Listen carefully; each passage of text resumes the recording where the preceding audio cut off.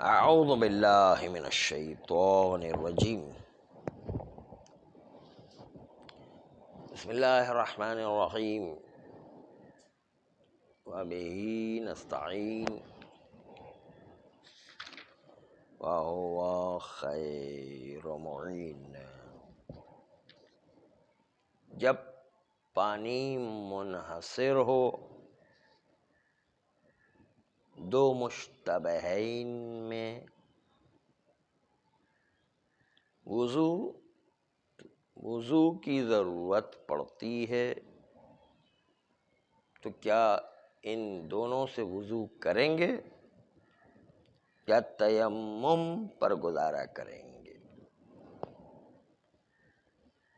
یعنی دونوں مشتبہین کو کالعدم قرار دے کے تیمم کریں گے۔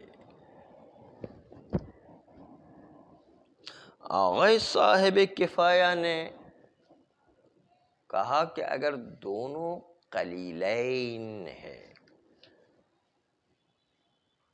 تو دونوں کو چھوڑ کر ہم تیمم کریں گے۔ اگر دونوں کر ہیں تو پھر یہاں پر صاحب کفایہ نے کہا کہ نہیں، وضو صحیح ہے، دونوں سے وضو کریں گے اور وضو صحیح مانا جائے گا دونوں کر ہونے کی صورت میں۔ پہلے سے ہم نے وضو کیا، پھر دوسرے سے وضو کیا، اس میں انہوں نے علم اجمالی کے باوجود کہ پتہ ہے کہ دو میں سے ایک نجس ہے، اس کے باوجود کر ہونے کی صورت میں انہوں نے پاک قرار دیا ہے۔ علم اجمالی کا کانٹا اٹکا ہوا ہے، کیونکہ پہلے پانی سے ہم نے وضو کیا، پھر دوسرے سے جیسے ہی پانی ڈالا تو یقیناً چاہے کر ہو یا قلیل ہو کیا فرق پڑتا ہے، دوسرا ڈالتے ہی یقین میں نجاست ہو گیا ہے۔ تو پھر یہ کیسے جو ہے آغا صاحب کفایہ نے علم اجمالی کے باوجود انہوں نے کہا کہ وضو صحیح ہے، یہ اس کا راز کیا ہے؟ آج اس راز مطلب کو پڑھیں گے کہ دو پانی کر ہو اور مشتبہین ہو اور منحصر ہے تو اس کے باوجود دونوں سے وضو کرنے سے وضو صحیح مانا ہے، اس کا راز علم اجمالی کے باوجود کیا ہے؟ آئیے اس راز کی طرف چلتے ہیں۔ فرماتے کہ علم اجمالی بالنجاست یہ ضرر نہیں پہنچائے گا وضو میں۔ کیوں؟ یہ اصل بات ہے۔ علم اجمالی بنجاست کیوں ضرر نہیں پہنچاتا ہے؟ جب دونوں کر ہو تو کوئی نقصان نہیں پہنچائے گا اور وضو دونوں سے کریں گے صحیح ہوگا۔ وجہ اس کی جو ہے وہ ملاحظہ فرمائیں۔ کہتے ہیں کہ اس کو جو علم اجمالی ہے کہ دو پانی میں سے کسی ایک پانی کے ذریعے سے اس کا بدن نجس ہو گیا ہے، یا تو پہلے پانی کے لگتے ہی بدن نجس ہو گیا ہے یا دوسرے پانی کے شروع ہی میں یقین ہے کہ پہلے پانی میں تو احتمال تھا لیکن دوسرے پانی کے لگتے ہی فوراً یقین ہو گیا ہے کہ اب تو میں نجس ہو ہی گیا ہوں۔ یہ ہے علم اجمالی۔ علم اجمالی بنجاست بدن ثانی کے وصول کے ساتھ ہی علم اجمالی ہو جاتا ہے کہ یا پہلے یا دوسرے کسی سے نجس ہو گیا ہوں، پھر بھی وضو کیسے صحیح ہے؟ فرماتے ہیں کہ یہ علم اجمالی اس کا کوئی اثر نہیں ہے، علم اجمالی کوئی ضرر نہیں پہنچائے گا. کیوں؟ کیونکہ ہمیں علم اجمالی ہے کہ ہمارا بدن طہارت وضو حاصل کر چکا ہے، یا پہلے سے طہارت وضو حاصل کر چکا ہے، یا دوسرے کے ذریعے سے طہارت وضو حاصل کر چکا ہے. یعنی علم بنجاست بھی ہے اور علم بوضو بھی ہے. اس لیے کہ پہلے پانی سے وضو کیا، وہ پاک تھا تو اس سے وضو حاصل ہو گیا، اور اگر جو ہے وہ پاک نہیں تھا، نجس تھا، ہم نے دوسرے پانی سے اس کو دھونے کے بعد دوسرے پانی سے وضو کیا ہے تو دوسرا پانی پاک ہو گیا ہے. تو دوسرا پانی جو ہے اس سے وضو حاصل ہونا یہ یقینی ہے. یا تو پہلے سے وضو حاصل ہو گیا یا دوسرے سے وضو حاصل ہو. وضو کا حاصل ہونا یقینی ہے، بس جب نجاست کا آنا بھی یقینی ہے اور وضو کا آنا بھی یقینی ہے تو دو یقین آپس میں ٹکرا رہے ہیں. دو یقین آپس میں ٹکرا رہے.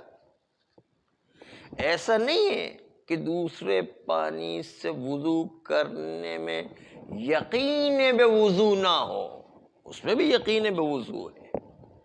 اس لیے کہ وضو یا پہلے پانی سے صحیح ہو گیا ہوگا یا دوسرے پانی میں پہلے کو دھو کر کے ہم نے جو دوسرا پانی سے وضو کیا تو یقیناً کر پانی تھا، اس لیے ہم نے دھو کر کے جو ہے سارا پانی جو ہے وضو کیا. تو دوسرے سے یا پہلے سے وضو حاصل ہوا یا دوسرے سے وضو ہوا. یہ الگ بات ہے کہ بدن ابھی تک نجس ہے لیکن وضو تو حاصل ہو گیا نا، وضو حاصل ہو گیا. نجس ہونے کی بات نہیں کرے، وضو تو حاصل ہو گیا کہ نہیں.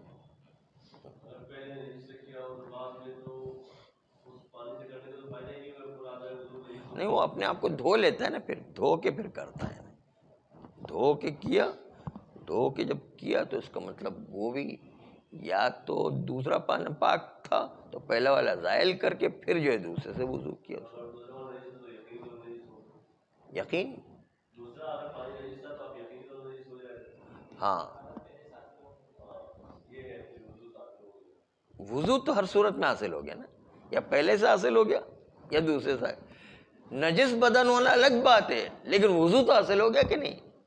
بس یقین بے طہارت بھی ہے اور یقین بے نجاست بھی ہے.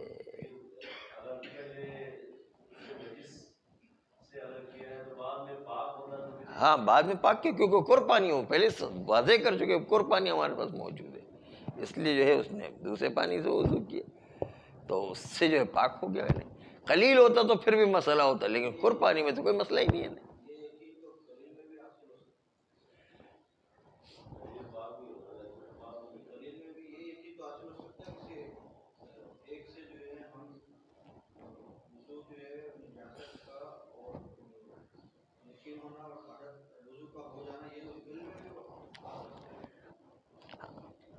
پہلے اس پر گفتگو کر رہے ہیں کہ اس میں آغا صاحب کفایہ کیا کہنا چاہتے ہیں، وہ آپ کے سامنے پہلے پیش کر دیں، پھر وہ بات لے کر آتے ہیں. آپ کی بات وہاں پر بھی صحیح ہے. ہم بھی یہی اشکال کرتے ہیں، اور ہم بھی کیا خوئی بھی یہی اشکال کر رہے ہیں کہ یہ چیز تو دوسرے میں بھی آ سکتی ہے. مسئلہ تو جو ہے یہ ہے، لیکن نماز کیسے پڑھے، نجاست کے ساتھ نماز کیسے پڑھے؟ اصل مسئلہ تو یہ ہے سارا کا سارا. اس لیے بالآخر تیمم کرنا پڑے گا. اس لیے روایت سے ہی کہہ رہے کہ روایت میں کہ آپ جو ہے تو تیمم کریں. یعنی مسئلہ تو یہی پیش آ رہا ہے اصل سارا. ہاں قانونی ہو جائے گی سر. تو ابھی ہم مرحلے میں شروع ہو رہے ہیں، ابھی مسئلے میں داخل ہو رہے ہیں. کیونکہ دونوں کا یقین ہے، نجاست حاصل ہونے کا بھی یقین ہے اور وضو کے ہو جانے کا بھی یقین ہے. اب اس میں پتہ نہیں چلتا ہے کہ طہارت پہلے ہے اور نجاست بعد میں ہے، یہ نجاست پہلے اور طہارت بعد میں ہے، یہ نہیں پتہ چل رہا. اس لیے استصحاب دونوں جانب سے جاری نہیں ہوگا.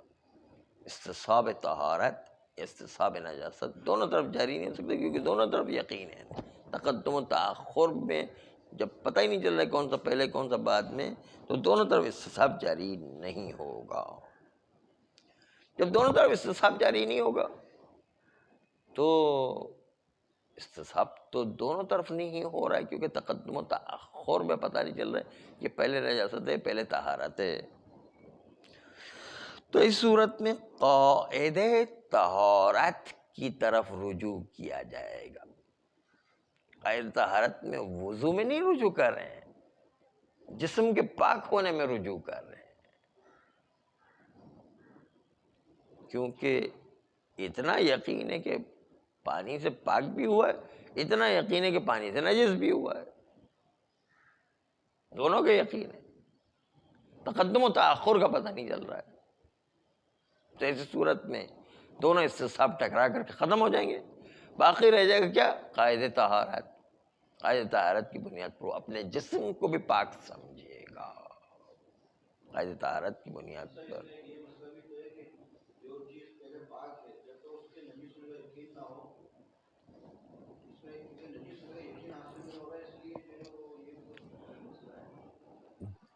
درمیان میں علم اجمالی میں نجاست ہے، یہ کفایت کرتا ہے. علم تفصیلی ہو، علم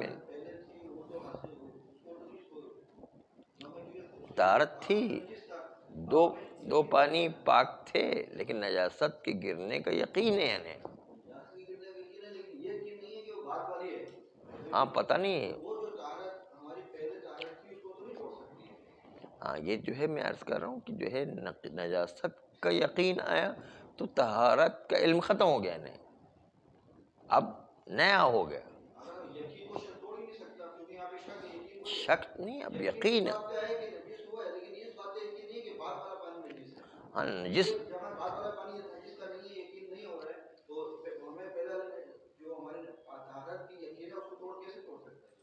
نجس جو ہے یقین ہو گیا علم اجمالی میں کہ نجس آ گیا ہے، تو اس نجس نے ان دونوں کے درمیان استصحاب طہارت کو توڑ دیا ہے. نہیں، اب دونوں میں سے کسی کو بھی استعمال نہیں کر سکتے، کیونکہ یقین میں نجاست آ چکا ہے، دونوں کے اندر اشتباہ ہے. نہیں، اس لیے دونوں پر نجاست کا حکم لگے گا، اگرچہ کہ نجس ان میں سے کوئی ایک ہے. اسی لیے کہ واجب الاجتناب ہے، دونوں سے اجتناب کرو. بس اس لیے ایک طرف سے تو یہ مسئلہ ہے کہ وہ استصحاب ٹوٹ گیا ہے. نہیں، استصحاب طہارت بھی جاری نہیں کر سکتے، استصحاب نجاست بھی جاری نہیں کر سکتے، پتہ نہیں ہے. اور تقدم و تاخر کا چونکہ نہیں پتہ ہے، اس لیے استصحاب دونوں طرف جاری نہیں ہوگا. قاعدہ طہارت کی طرف رجوع کرے. قاعدہ طہارت کا تقاضا یہ کہ انسان کا بدن جو ہے وہ بھی پاک ہو. یہ وضو تو حاصل ہو چکا ہے، اب خالی بدن کے پاک ہونے اور نجس ہونے کی بات ہے، کیونکہ تقدم و تاخر کی وجہ سے پتہ نہیں ہے. اور دونوں طرف طہارت میں بھی استصحاب جاری نہیں ہو سکتا، نجاست میں بھی استصحاب جاری نہیں ہو سکتا ہے. اس لیے دونوں استصحاب آپس میں ٹکرا کر کے ختم ہو جائیں گے. اور ختم ہونے کے بعد استصحاب طہارت استصحاب نجاست کے ٹکراؤ کے بعد ہم اصالت و طہارت کو جاری کریں گے اور اس کے نتیجے بدن کو پاک مانیں گے.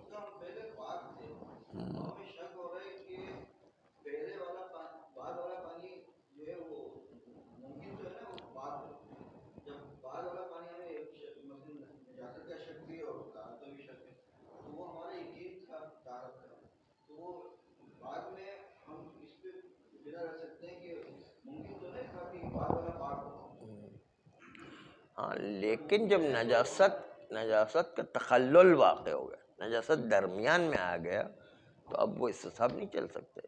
سلسلہ کٹ گیا درمیان میں، استصحاب کیسے جاری کریں؟ نہیں، درمیان نجس کا وہ آ گیا نا. ہاں یقین ہے، علم اجمالی کو یقین ہی تو کہتے ہیں، اور کیا ہے، علم اجمالی یقین ہی ہے.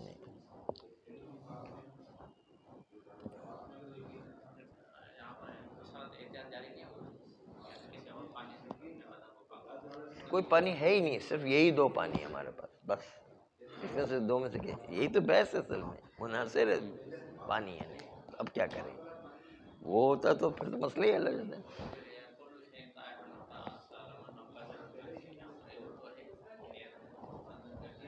ہاں، علم اجمالی ہے نا، علم اجمالی کی وجہ سے ہم کہتے ہیں کہ علم اجمالی کے ساتھ ساتھ یہ جو ہے علم اجمالی بے طہارت بھی ہے، علم اجمالی بے نجاست بھی ہے، دو علم جب آپس میں ٹکراتے ختم ہو گیا، طہارت سقط رد الی الاصل، اصل اصالت طہارت ہے، یہ جو ہے وہ لے کر آ رہے ہیں۔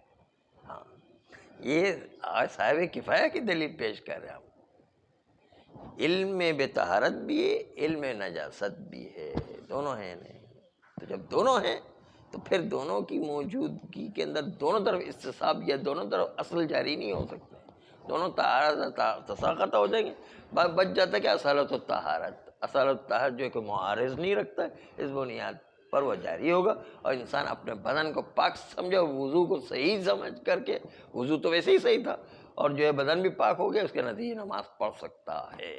یہ تھی صاحب کفایہ کی دلیل۔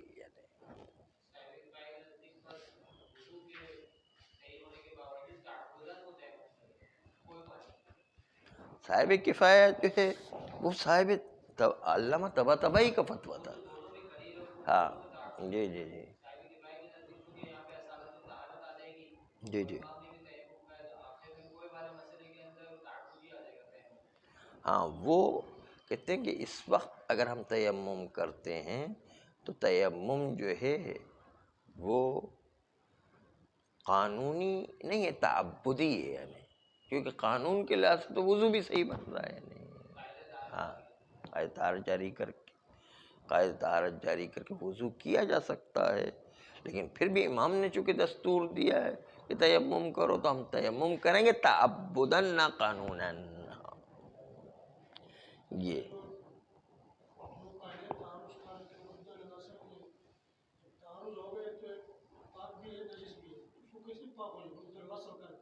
ہاں دیکھیں، دو اصل ہیں، استصحاب طہارت اور استصحاب نجاست، دونوں جاری ہو رہے ہیں، دونوں کا آپس میں ٹکراؤ کریں گے، دونوں اصل ختم، باقی جو اصالت طہارت زندہ ہو جائے گا، اور اصالت طہارت زندہ ہو کر اس کا کوئی معارض نہیں ہے، اس کے نتیجے کے اندر جو ہے پانی پاک ہو جائے گا۔ وہ دماغ میں ہی ٹکراؤ ہونا چاہیے نا،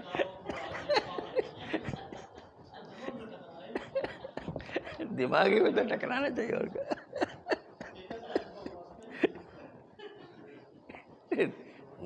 وہ سارا دماغ کا ہی تو کھیل ہے سارا،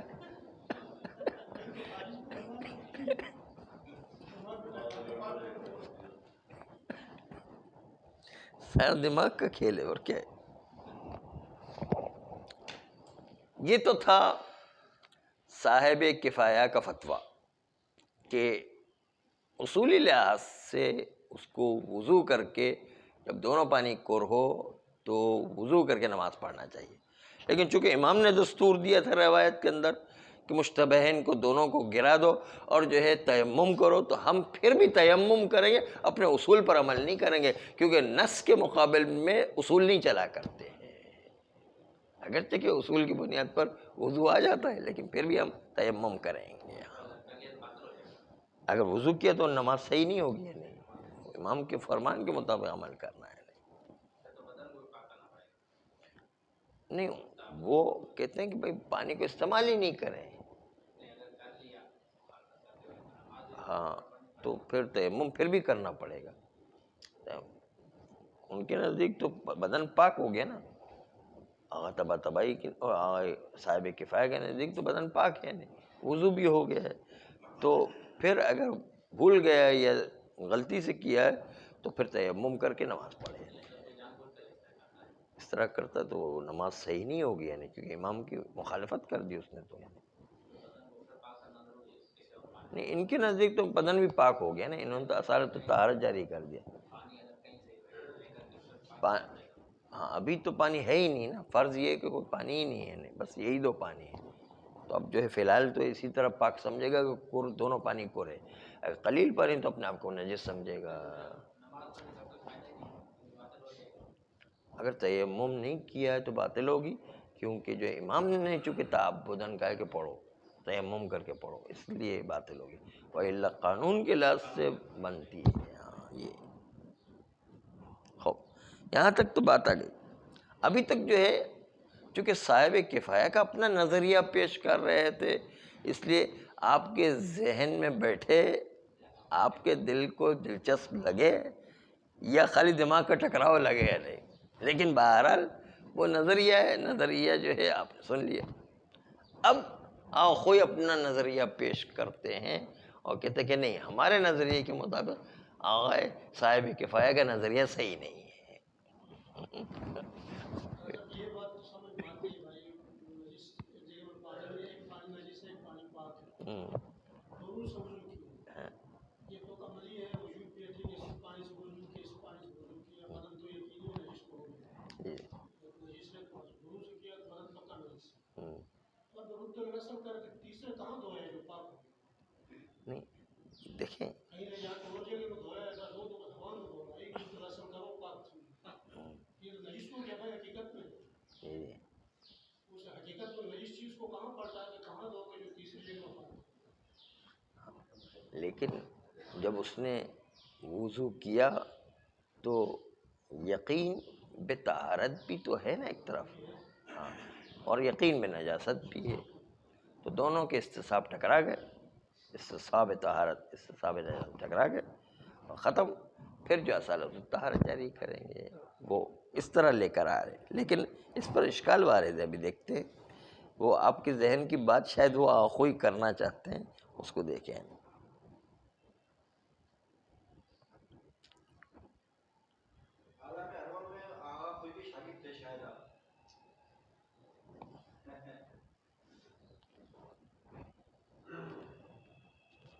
ویسے انڈائریکٹ تم شاگرد ہو ہی گئے نا، انہیں کی کتاب سے پڑھ رہے ہیں نہیں۔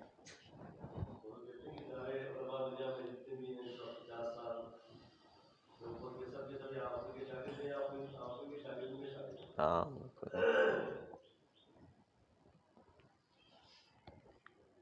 آخوئی اپنے مسلک کے لحاظ سے جو چیز بیان کر چکے تھے اس میں یہ کہ وہ فرماتے ہیں کہ کوئی فرق نہیں ہے کہ استصحاب جاری ہوگا ہر صورت میں، چاہے اس کی تاریخ معلوم ہو یا تاریخ مجہول ہو، بس اس بنیاد پر نسخ ہو جائے گی خلاف قاعدہ دونوں صورتوں میں، اور نسخ خلاف قاعدہ ہونے کے نتیجے کے اندر چاہے قلیل پانی ہو چاہے کثرت پانی ہو،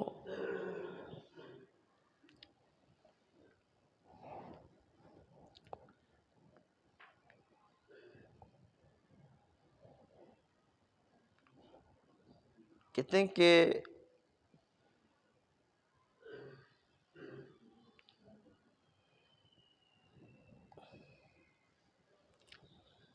اصل بات یہ ہے کہ جس طرح دو کور پانی کے درمیان آغا کاظم طباطبائی نہیں، آغا صاحب کفایہ نے گفتگو پیش کی، آخوئی کہتے ہیں کہ یہی بات قلیل پانی میں بھی دو میں پیش آتی ہے،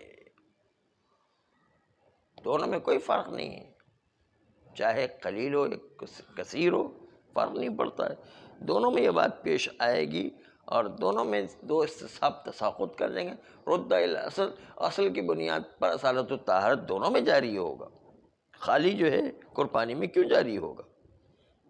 اس لیے جو ہے ہم نے جو مسلک بیان کیا تھا، تاریخ تقدم و تاخر کے باوجود استصحاب جاری ہوں گے، اور استصحاب جاری ہونے کے بعد دونوں کے اندر ٹکراؤ پیدا ہوگا، ٹکراؤ کے نتیجے اصالت الطہارت جاری ہوگا، اور یہ قاعدہ اصالت الطہارت جاری ہونے کی بنیاد پر نص کے خلاف جا رہا ہے، کیونکہ نص تیمم کرنے کو کہہ رہا ہے اور یہاں پر اس کا بدن پاک ہے، اس لیے نص کے خلاف ہو جائے گا، چاہے قلیل ہو چاہے کثیر ہو، دونوں میں کوئی فرق نہیں ہے۔